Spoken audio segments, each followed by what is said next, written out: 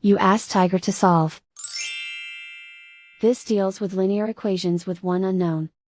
The final result is h equals -11/20. Let's solve it step by step. Simplify the expression. Expand the parentheses. Group like terms. Multiply the coefficients. Simplify the arithmetic.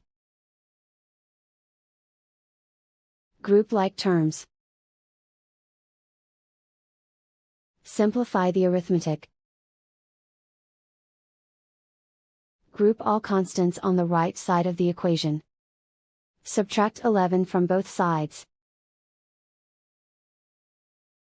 Simplify the arithmetic.